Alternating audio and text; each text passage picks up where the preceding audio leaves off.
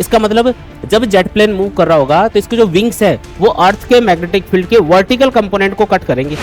अब एक चीज आपको पता है कि जब भी हम किसी करंट कैरिंग कंडक्टर को मैग्नेटिक फील्ड में रखते हैं तो उसके ऊपर एक मैग्नेटिक फोर्स लगता है। एनर्जी कंजर्वेशन लॉ यही तो होता है, एनर्जी ना तो प्रोड्यूस होती है और ना ही डिस्ट्रॉय होती है, उसको एक फॉर्म से दूसरे फॉर्म में आप कन्वर्ट कर सकते हैं। एसी जनरेटर में हम यही करते हैं, एक कॉइल होती है जिसको मैग्नेटिक फील्ड के परपेंडिकुलर घुमाया जाता है और उससे क्या होता है, उस कॉइल के अंदर एक वोल्टेज प्रोड्यूस होता है, एक ईएमएफ इंड्यूस होता है। तो यहां से आज की क्लास हम लोग कंटिन्यू करेंगे।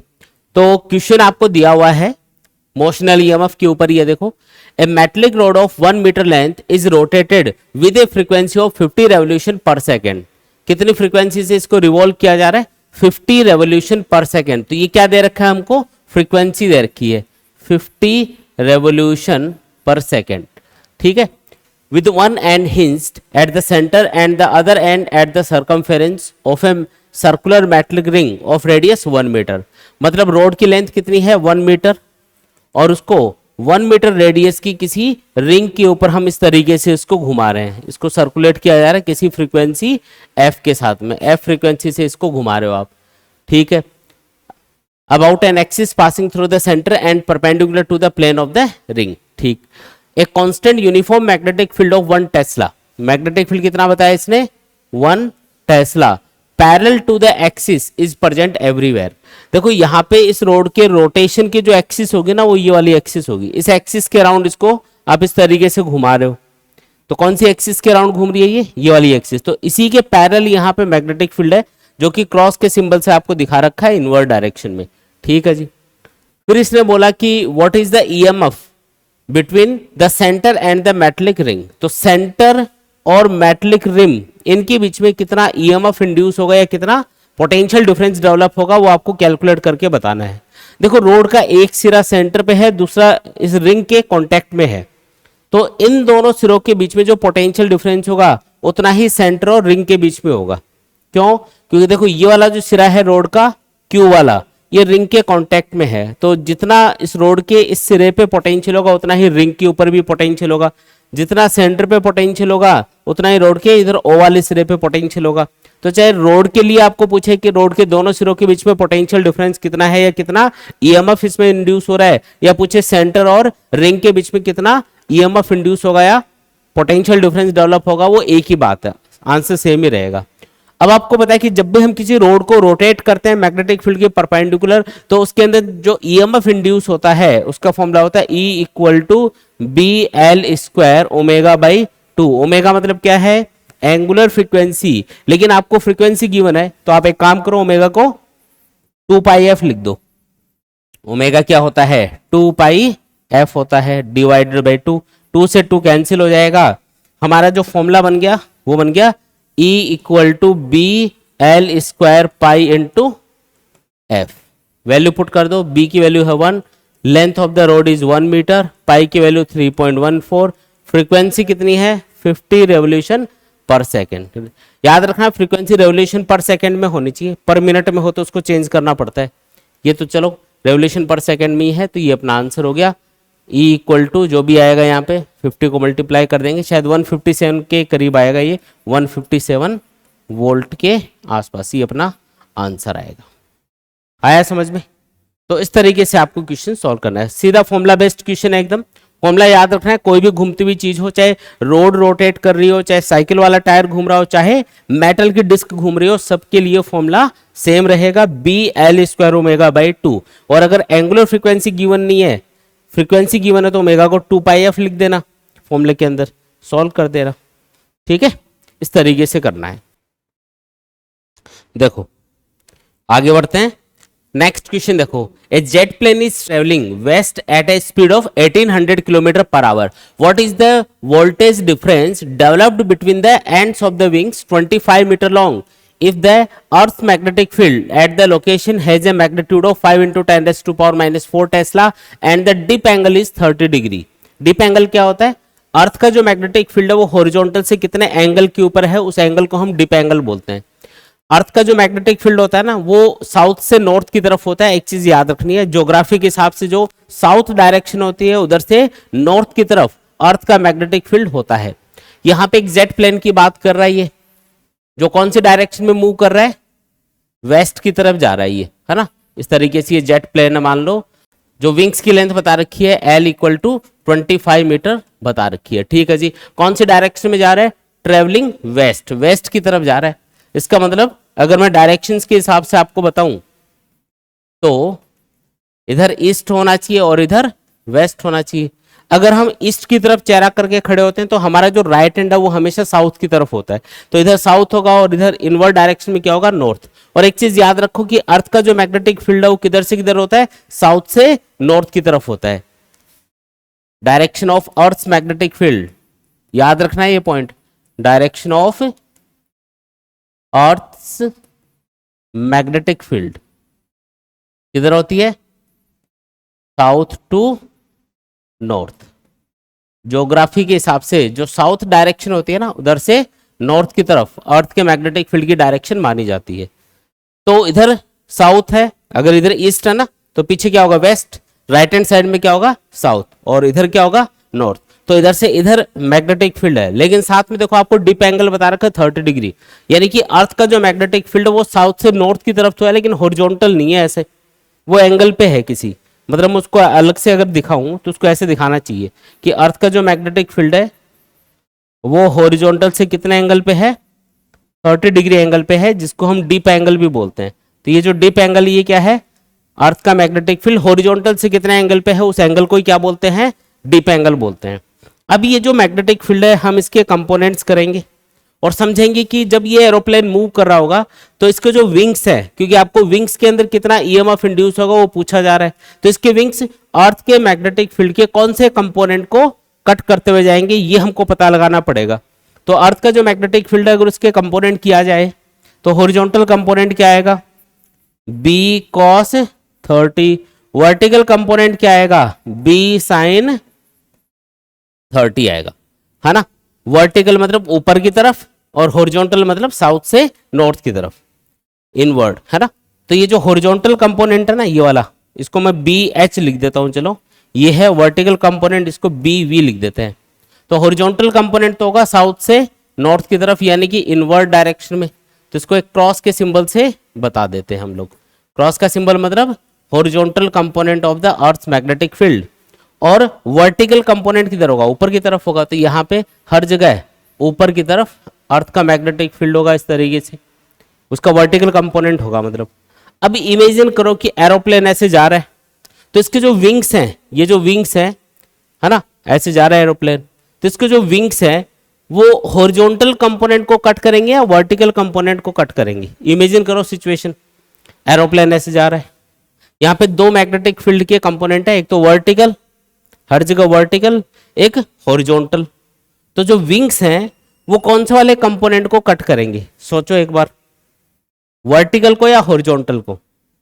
हॉरिजॉन्टल तो इनवर्ड है ऐसे हर जगह, और एरोप्लेन के विंग्स हैं वो उसके पैरेलल है देखो, जबकि वर्टिकल कंपोनेंट ऊपर की तरफ है अर्थ के मैग्नेटिक फील्ड का, और जब जेट प्लेन ऐसे जा रहा होगा तो इसके जो विंग्स है वो वर्टिकल कंपोनेंट को क्या करेंगे, कट करेंगे। इसका मतलब जब जेट प्लेन मूव कर रहा होगा तो इसके जो विंग्स है वो अर्थ के मैग्नेटिक फील्ड के वर्टिकल कंपोनेंट को कट करेंगे, हॉरिजॉन्टल को कट ही नहीं कर पाएंगे।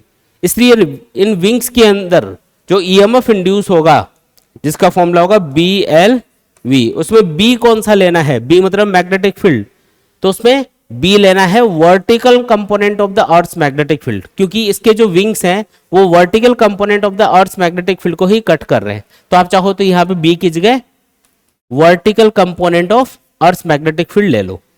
आया समझ में? तो ये लगाना है फॉर्मूला। वर्टिकल कंपोनेंट है B sin 30, B sin 30 into L into V, value put करो। चलो B की वैल्यू कितनी है, 5 इंटू 10⁻⁻⁴ टेस्ला। साइन 30 कितना होता है, 1/2। लेंथ ऑफ द विंग्स बता रखी है 25 मीटर। वेलोसिटी क्या बता रखी है, 1800 किलोमीटर पर आवर। देखो लेकिन 1 किलोमीटर पर आवर में दे रखी है, इसकी जो स्पीड है ना जेट प्लेन की वो किस में दे रखी है, किलोमीटर पर आवर में। तो आपको क्या करना पड़ेगा, इसको मीटर पर सेकंड में चेंज करना पड़ेगा। कैसे चेंज करेंगे, 5/18 से मल्टीप्लाई कर देंगे तो ये आ जाएगा 500 मीटर पर सेकंड। याद रखो किलोमीटर पर आवर में डेटा गिवन हो और उसको मीटर पर सेकंड में चेंज करना हो तो 5/18 से मल्टीप्लाई कर दिया करो। तो ये 500 आएगा स्पीड। तो इसको सॉल्व करना है, यही अपना आंसर है, इतना ईएमएफ इंड्यूस होगा। बोलो आया क्या समझ में? मतलब अगर कोई भी कंडक्टिंग रोड या कोई भी जैसे केस आपको दे रखा हो जिसमें कोई कंडक्टर मैग्नेटिक फील्ड के परपेंडिकुलर मूव कर रहा हो, तो उसमें जो ईएमएफ इंड्यूस होता है उसका फॉर्मूला होता है BLV। अब यहाँ पे क्या है, अर्थ का जो मैग्नेटिक फील्ड है, जब हमने उसके कंपोनेंट्स किए तो हमने देखा कि हॉरिजॉन्टल कंपोनेंट इनवर्ड डायरेक्शन में है और जो विंग्स है वो उसके पैरेलल है, इसलिए wings horizontal component of the earth magnetic field को कट ही नहीं कर पा रहे, सिर्फ वर्टिकल कंपोनेंट को कट करेंगे, इसलिए विंग्स के अंदर जो ईएमएफ इंड्यूस होगा वो अर्थ के मैग्नेटिक फील्ड के वर्टिकल कंपोनेंट की वजह से इंड्यूस होगा। तो इसलिए vertical component of the earth magnetic field ही आपको लेना है फॉर्मूले के अंदर, ठीक है, इस तरीके से करना है। चलो आगे बढ़ते हैं, नेक्स्ट क्वेश्चन देखो। A circular copper disc of radius 10 cm rotates at a speed of 25 radian per second. Radian per second का मतलब है ये एंगुलर फ्रीक्वेंसी आपको दे रखी है, ओमेगा जो होता है ना उसकी यूनिट होती है radian per second. About an axis through its centre and perpendicular to the disc, मतलब कि एक डिस्क है और उसके सेंटर से पास होने वाली जो एक्सिस है, ये वाली जो एक्सिस है, इसके अराउंड इसको रोटेट किया जा रहा है किसी ओमेगा एंगुलर वेलोसिटी से, ठीक है जी। यहाँ पे इसकी रेडियस बता रखी है 10 सेंटीमीटर, रेडियस कितनी है 10 सेंटीमीटर, और ओमेगा दे रखा है 20 पाई रेडियन पर सेकेंड, ठीक है। A uniform magnetic field of, यहाँ पे एक मैग्नेटिक फील्ड भी है 0.2 tesla act perpendicular to the disc, मतलब डिस्क का जो प्लेन है उसके परपेंडिकुलर एक्ट कर रहा है, इनवर्ड डायरेक्शन में मान लेते हैं यहाँ पे मैग्नेटिक फील्ड, जो कि डिस्क के प्लेन के परपेंडिकुलर होना चाहिए, इस तरीके से यहाँ पे एक्ट कर रहा है और डिस्क को ऐसे घुमाया जा रहा है, ठीक है। Calculate the potential difference developed between the axis of the disc and the rim. Axis मतलब सेंटर से पास होने वाली ये जो एक्सिस है, इसके और रिम के बीच में कितना पोटेंशियल डिफरेंस डेवलप होगा, एक तो ये बताना है। दूसरा पूछा है what is the induced current if the resistance of the disc is, resistance कितना है 2 ओम बता रखा है, तो इसके अंदर कितना करंट इंड्यूस होगा वो भी कैलकुलेट करके बताओ। सबसे पहले हम बताएंगे कि कितना ईएमएफ इसके अंदर इंड्यूस होगा जब इसको रोटेट किया जाएगा।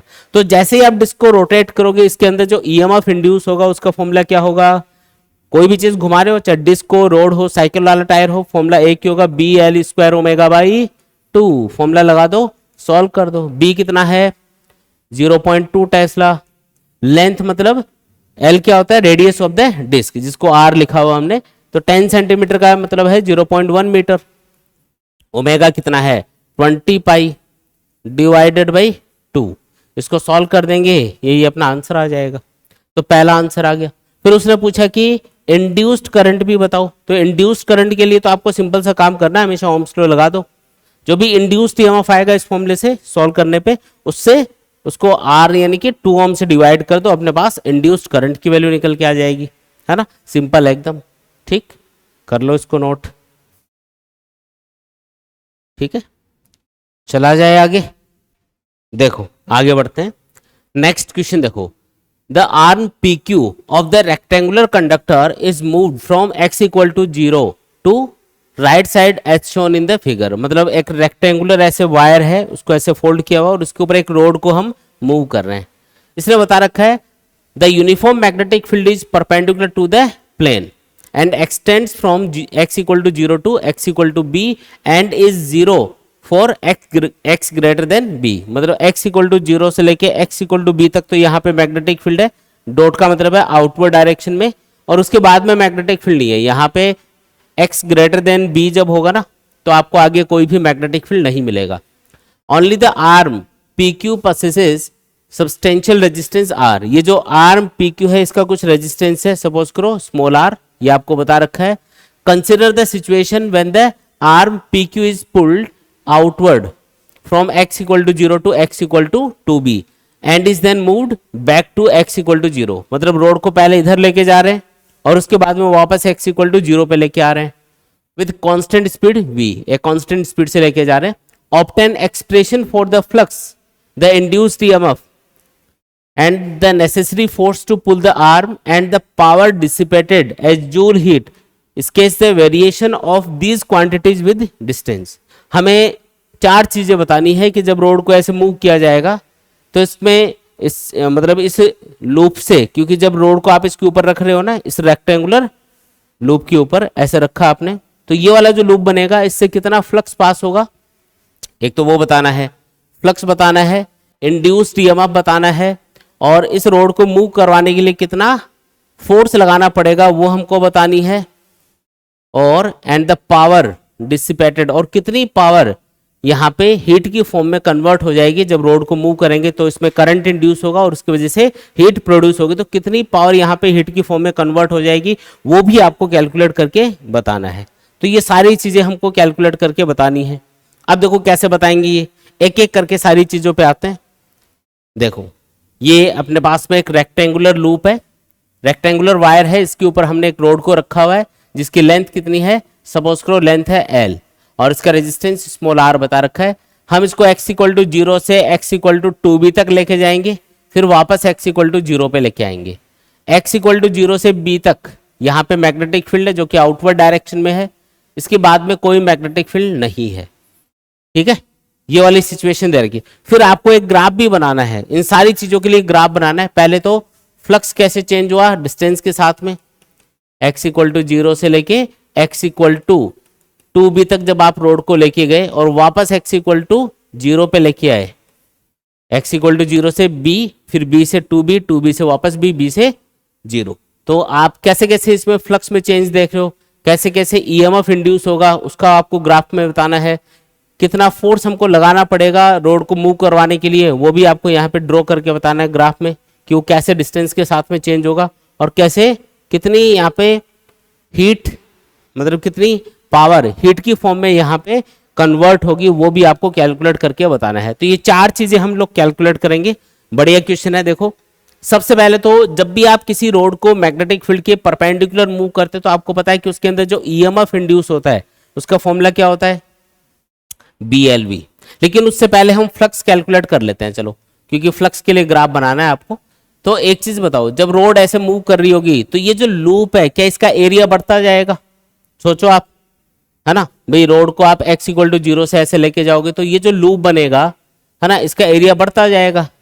मान लो रोड को आप ऐसे लेके जा रहे हो, किसी टाइम पे ये यहाँ पे है, भी इस पोजीशन पे आ गई, किसी x दूरी पे आ गई यहाँ पे, तो ये जो लूप बन रहा होगा इसका एरिया कितना होगा, तो एरिया हो जाएगा L इंटू एक्स, और इससे कितना फ्लक्स पास होगा, तो फ्लक्स का फॉर्मूला होता है B डॉट A या फिर BA cos theta.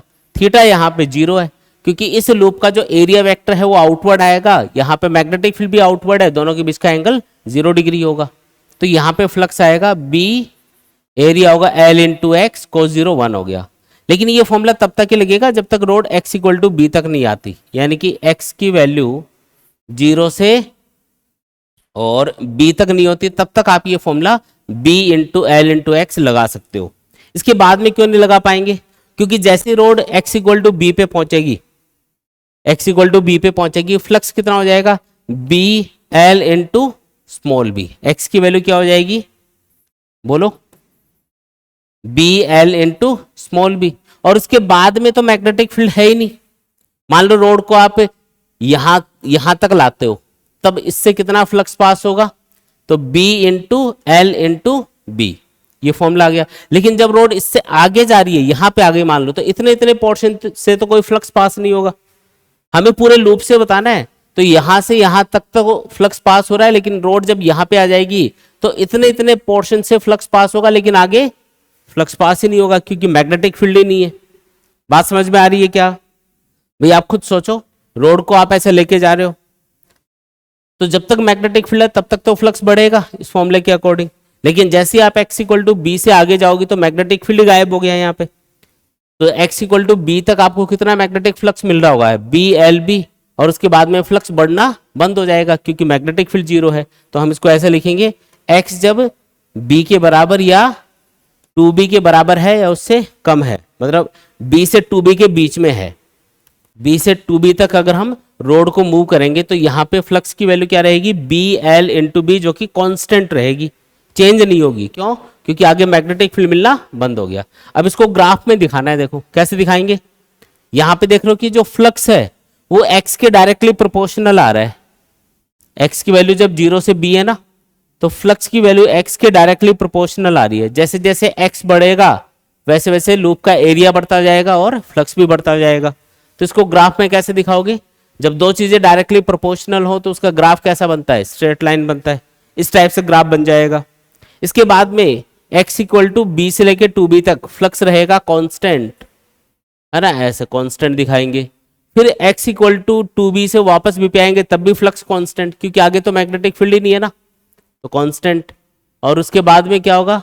x equal to B से x इक्वल टू 0 की तरफ जाओगे तो x घटता जाएगा, x घटेगा तो फ्लक्स भी घटेगा। ये लो जी ग्राफ, ये फ्लक्स का ग्राफ बन गया डिस्टेंस के साथ में। इस तरीके से फ्लक्स यहां पे चेंज हो रहा है। आई कुछ बात समझ में? अब पता करते हैं कि इंड्यूस्ड ईएमएफ कितना होगा, उसका ग्राफ बनाएंगे। तो इंड्यूस्ड ईएमएफ का फॉर्मूला होता है D phi by D T. ये फॉर्मूला होता है D phi by D T. एक माइनस का सिंबल भी लेते हैं, वो डायरेक्शन बताने के लिए होता है, ठीक है। तो माइनस सिंबल लगा देता हूं, चलो मैं। ये आएगा minus D by D T, और फाई की वैल्यू क्या है? x इक्वल टू 0 से b तक बी एल इंटू एक्स। थोड़ा सॉल्व करो। माइनस b और l यहाँ पे कांस्टेंट है, ये बचा dx बाई डी टी, और dx बाई डी टी को हम v लिख सकते हैं, velocity of the road. Road को किस वेलोसिटी से मूव किया जा रहा है? v वेलोसिटी से। तो v को हम dx बाई डी टी भी बोल सकते हैं। Rate of change of position is called velocity. यानी कि फॉर्मूला क्या बन गया? Minus B L V. कब? जब x की वैल्यू 0 से b के बीच में है, तब आपको इंड्यूस्ड ईएमएफ इतना मिलेगा। लेकिन जैसे ही आप x इक्वल टू बी से 2b तक जाओगे तो फ्लक्स हो जाएगा कांस्टेंट। b यहाँ पे कांस्टेंट है, l कांस्टेंट है, स्मॉल b की वैल्यू जो भी होगी वो भी कांस्टेंट होगी। यानी कि इंड्यूस्ड ईएमएफ क्या मिलेगा? Minus D by D T. Phi की वैल्यू पुट करोगे बी एल बी, और जो कांस्टेंट होता है, ये सारी चीजें कांस्टेंट है, कांस्टेंट का डिफरेंशिएशन 0 आता है। यानी कि x की वैल्यू जब b से लेके 2b तक होगी तब आपको इंड्यूस्ड ईएमएफ कितना मिल रहा होगा? 0 मिल रहा होगा। तो अब इसको ग्राफ में बताएंगे। देखो कितना ईएमएफ मिला? Minus B L V. कब? x इक्वल टू 0 से b तक। ये देखो माइनस बी एल वी दिखा दिया, x इक्वल टू 0 से b तक इतना ईएमएफ आपको मिल रहा होगा।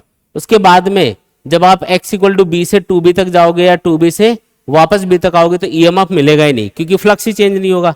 और जब वापस से घूम के हम x इक्वल टू b से x इक्वल टू 0 की तरफ आ रहे होंगे तो वापस ईएमएफ इंड्यूस होगा, लेकिन अपोजिट डायरेक्शन में। तो पहले अगर नेगेटिव में दिखाया ईएमएफ को, तब इसका अपोजिट क्या होगा? पॉजिटिव। तो इसको पॉजिटिव वाली साइड में दिखा देंगे, बी एल वी। इतना ईएमएफ यहाँ पे इंड्यूस हो रहा होगा। तो ये ईएमएफ का ग्राफ बन गया यहाँ पे। आ रही है क्या बातें समझ में? बोलो। पहले हमने फ्लक्स कैसे चेंज हो रहा वो देखा, फिर हमने इंड्यूस्ड ईएमएफ कितना होगा इस रोड के अंदर वो कैलकुलेट किया। अब हम बात करते हैं कि कितना फोर्स हमें लगाना पड़ेगा रोड को मूव करने के लिए। तो फोर्स क्यों लगाना पड़ेगा? क्योंकि जैसे ही आप रोड को मूव करोगे इस रोड के अंदर एक करंट इंड्यूस होना स्टार्ट हो जाएगा। कौन सी डायरेक्शन में? तो फ्लेमिंग राइट हैंड रूल लगाओ, चेक करो। फर्स्ट फिंगर को मैग्नेटिक फील्ड की डायरेक्शन में रखना है, थंब को कंडक्टर के मोशन की डायरेक्शन में रखना है, तो मिडिल फिंगर आपको इंड्यूस्ड करंट की डायरेक्शन बताएगी। यहाँ पे जो मैग्नेटिक फील्ड है वो आउटवर्ड है, तो फर्स्ट फिंगर आउटवर्ड रखी। कंडक्टर का मोशन इधर है तो थंब को इधर पॉइंट कर लिया। मिडिल फिंगर किधर जा रही है? डाउनवर्ड। इसका मतलब इस रोड के अंदर डाउनवर्ड डायरेक्शन में एक करंट इंड्यूस होना स्टार्ट हो जाएगा, जो इस तरीके से इस लूप के अंदर फ्लो होगा। आया समझ में? इस लूप के अंदर एक करंट इंड्यूस होना स्टार्ट हो गया।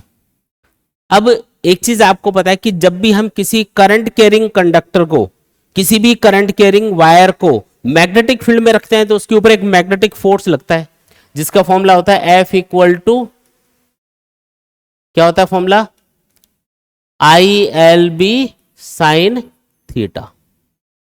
I मतलब करंट, L मतलब लेंथ, B मतलब मैग्नेटिक फील्ड, और थीटा मतलब मैग्नेटिक फील्ड और जो करंट की डायरेक्शन होगी, है ना, रोड के अंदर, उनके बीच का एंगल।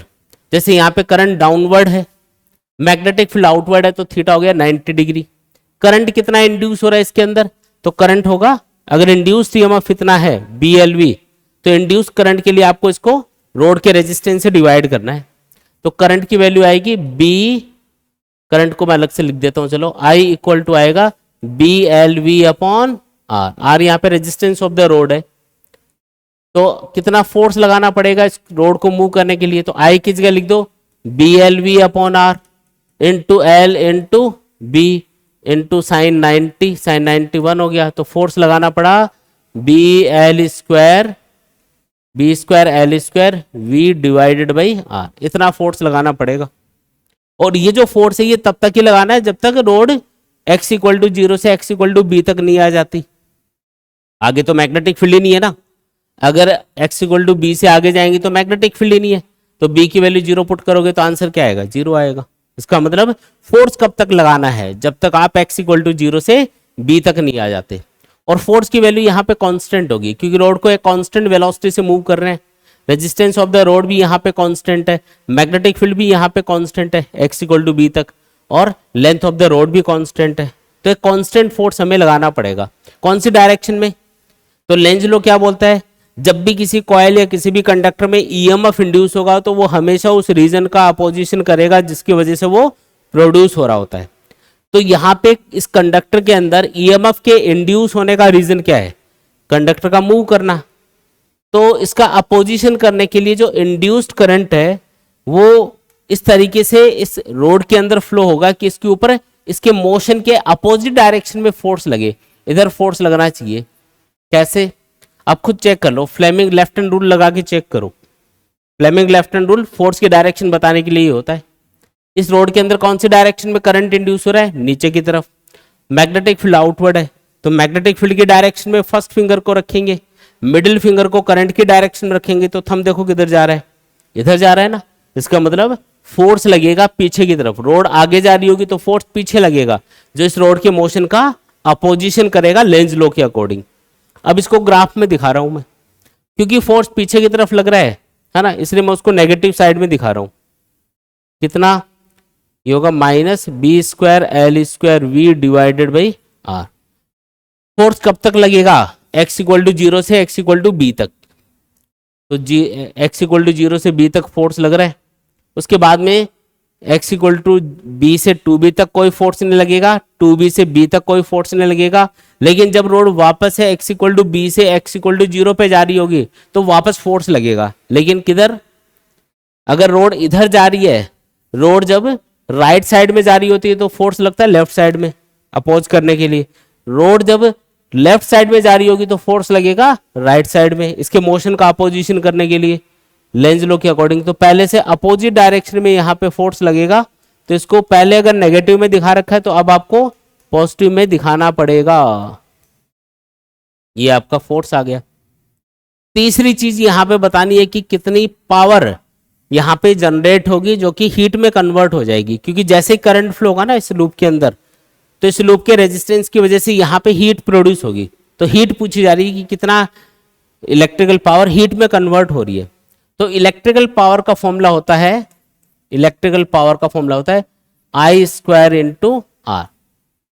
आई की जगह क्या लिख देंगे, ये रहा BLV/R, तो पावर आ जाएगी BLV/R, इसका स्क्वायर कर दिया इंटू स्मॉल r, आंसर क्या आएगा B² L² V²/R। ये आपका इलेक्ट्रिकल पावर आ गई, और ये इलेक्ट्रिकल पावर हीट में कन्वर्ट हो जाती है सर्किट के अंदर। अब इसको ग्राफ में दिखाओगे तो कैसे दिखाना है, इसको पॉजिटिव साइड में दिखाएंगे। क्यों, क्योंकि यहाँ पे ये वैल्यू हमेशा पॉजिटिव आएगी, रेजिस्टेंस हमेशा पॉजिटिव होता है। और ये सारी वैल्यूज अगर इनमें से कोई वैल्यू नेगेटिव भी लोगे आप, जैसे वेलोसिटी को नेगेटिव ले सकते हो, इधर वाली वेलोसिटी पॉजिटिव, इधर वाली नेगेटिव, तो लेकिन स्क्वायर की वजह से क्या होगा, वो भी पॉजिटिव बन जाएगी, तो आंसर हमेशा पॉजिटिव ही आएगा। तो इसको ग्राफ में आपको पॉजिटिव वाली साइड में ही दिखाना है।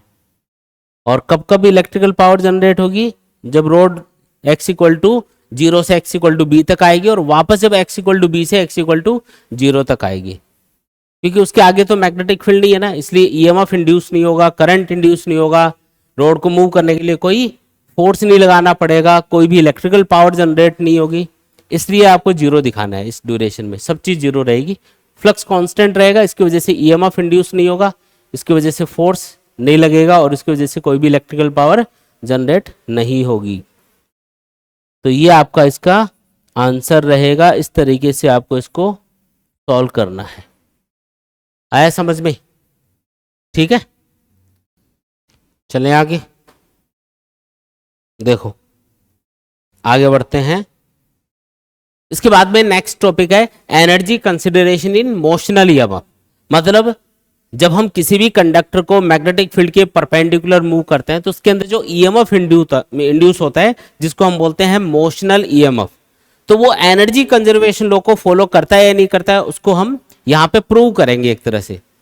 जब हम किसी भी कंडक्टिंग रोड को मैग्नेटिक फील्ड के परपेंडिकुलर मूव करते हैं, जैसे यहाँ पे एक सिचुएशन दिखा रखी है, यहाँ पे एक मैग्नेटिक फील्ड है जो कि बोर्ड के परपेंडिकुलर आउटवर्ड है, और इस बोर्ड वाले प्लेन में एक वायर को ऐसे रेक्टेंगल की शेप में फोल्ड करके रखा हुआ है जिसके ऊपर एक कंडक्टिंग रोड है, और इसको हम एक कांस्टेंट वेलोसिटी v से लेके जा रहे हैं आगे, ऐसे खींच के लेके जा रहे हैं।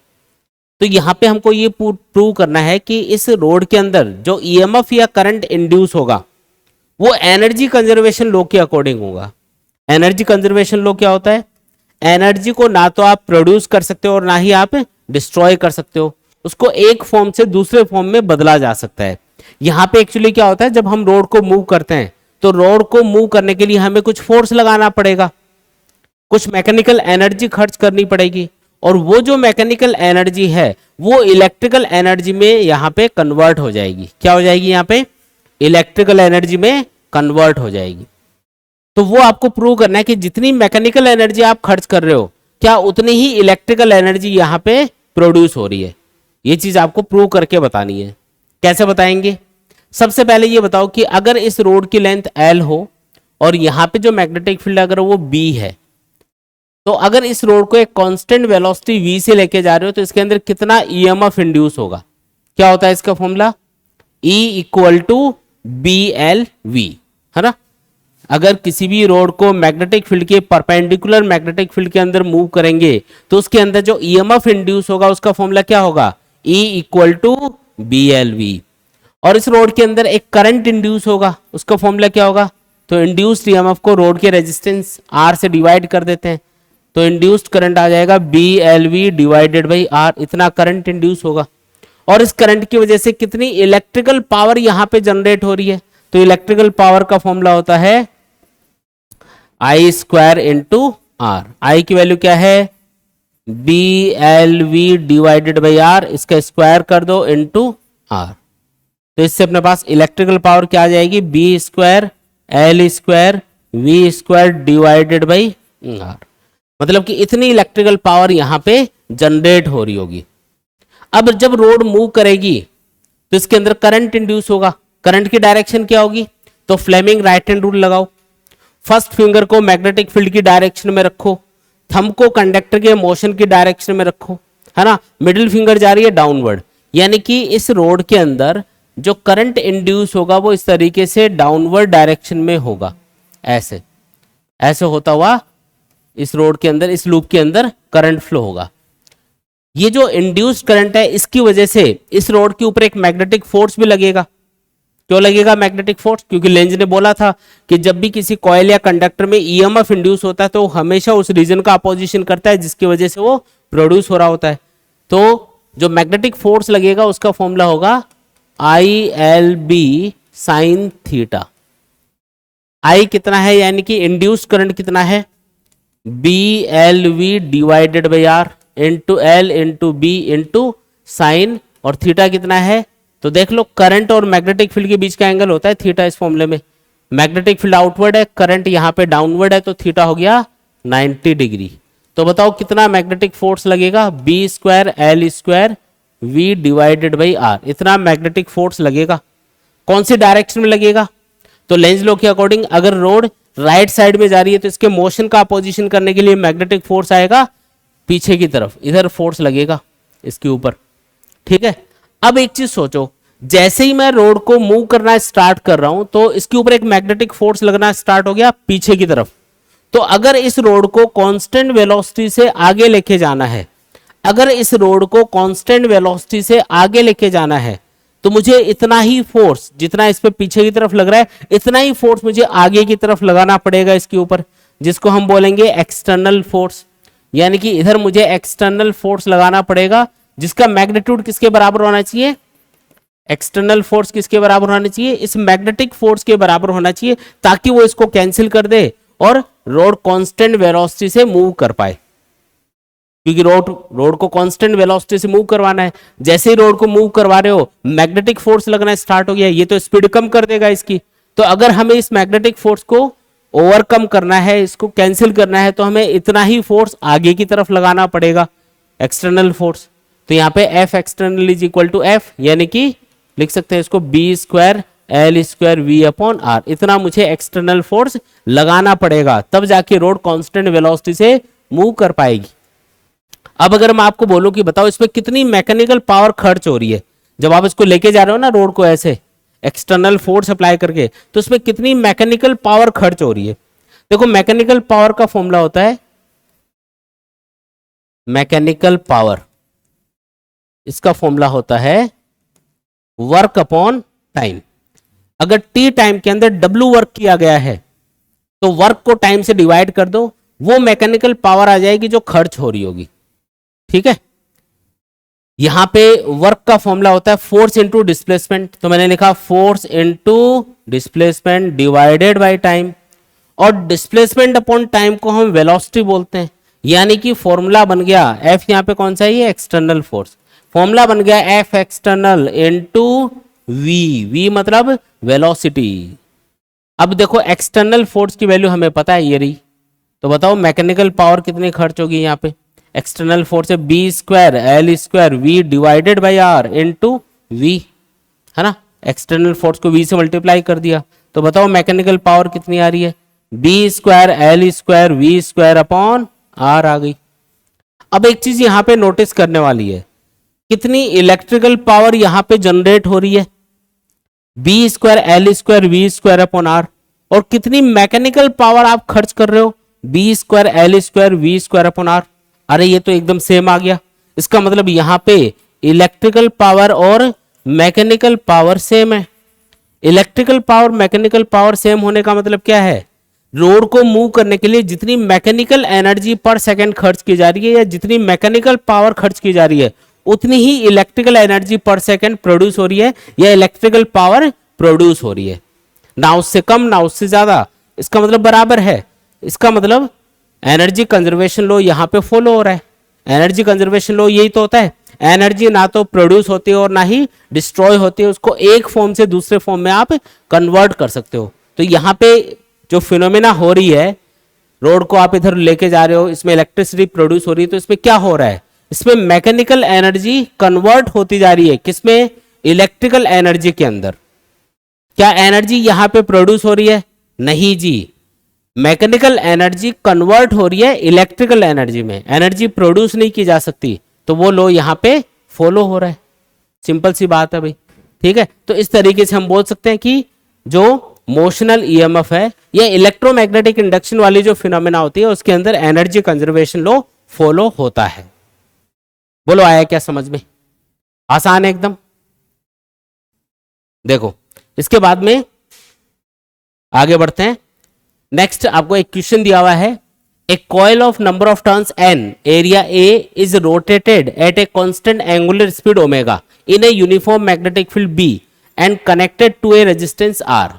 Deduce the expression for the maximum EMF induced in the coil. मतलब एक कॉइल है, उसको मैग्नेटिक फील्ड के परपेंडिकुलर रोटेट किया जा रहा है। एक बार सिचुएशन समझा देता हूं, जैसे मान लो कि ये एक मैग्नेटिक फील्ड है, इस मैग्नेटिक फील्ड के अंदर एक कॉइल है जिसको रोटेट किया जा रहा है। ये अपनी कॉइल हो गई, ये इसकी रोटेशनल एक्सिस हो गई, इसके अराउंड इसको ऐसे घुमा रहे हो किसी ओमेगा एंगुलर वेलोसिटी से, कॉइल ऐसे इसको ऐसे ऐसे घुमा रहे हो।